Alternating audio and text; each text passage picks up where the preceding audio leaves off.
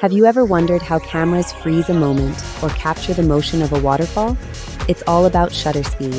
Shutter speed is the length of time your camera's sensor is exposed to light. The longer it stays open, the more light reaches the sensor. This is crucial for low light.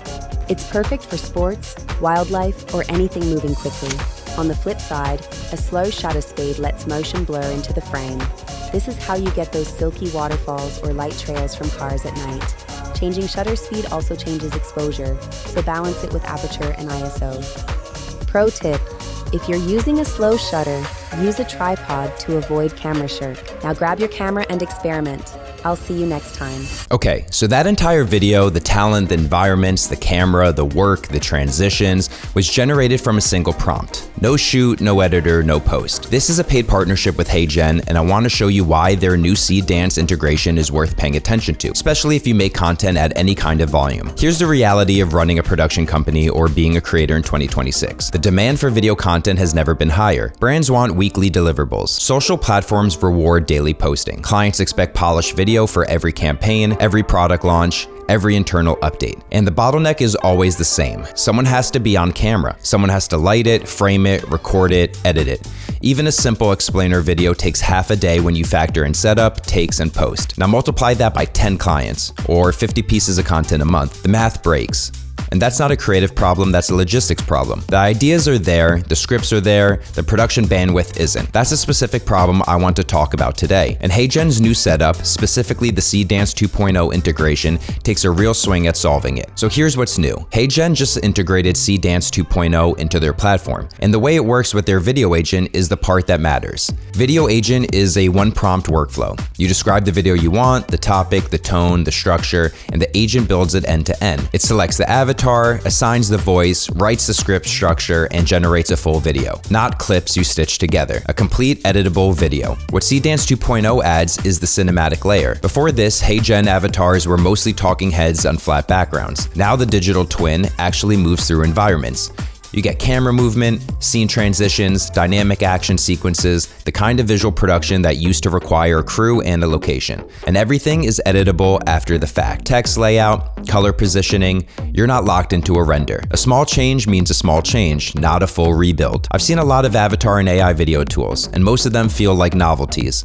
Impressive for about 30 seconds, and you realize the output isn't usable for anything real. 3 things stand out about HeyGen's approach. First, real human digital twins. These aren't generic stock avatars. They're built from verified human faces with consent and identity verification baked in.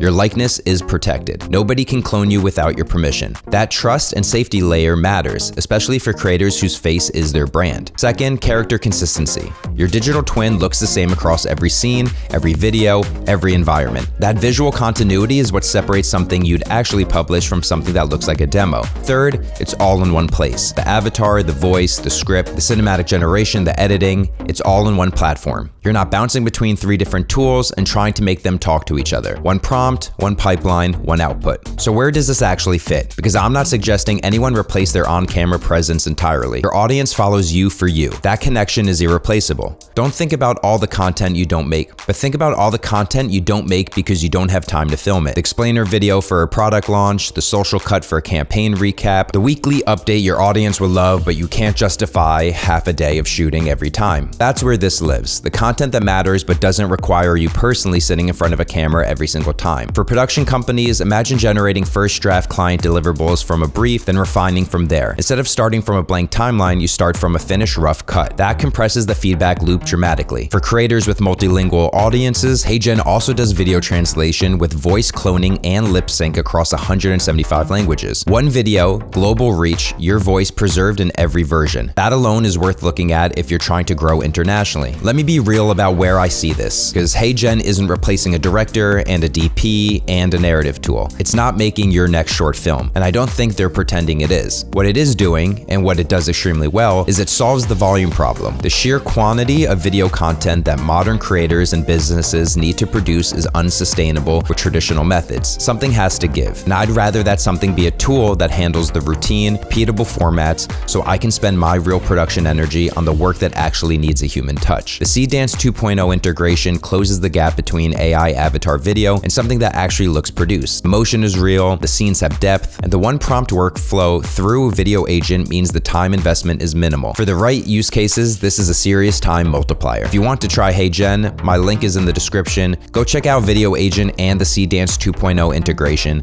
Generate a video from a single prompt and see what comes back. For the trust and safety details, I'll link HeyGen's page on that below too. It's worth reading if you're considering creating a digital twin. Link below. I'll catch you in the next one. And like always, make sure to like and subscribe, and I'll see you in the next video.